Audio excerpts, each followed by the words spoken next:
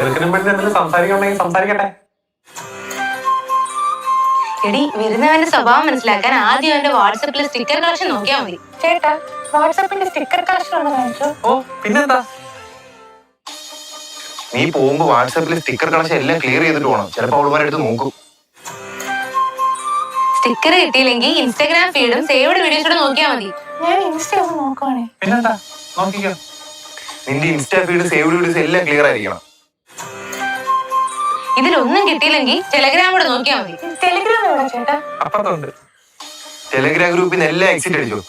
ഞാൻ ജസ്റ്റ് നോക്കിയതേ ഉള്ളൂ കേട്ടോ. അത് കുഴപ്പമില്ല, അത് കുഴപ്പമില്ല. പിന്നെ നിങ്ങൾ പോകുമ്പോഴേ എന്നെ 1000 ഇറക്കിയേക്കണം. ആ പിന്നെന്താ, പോവാം.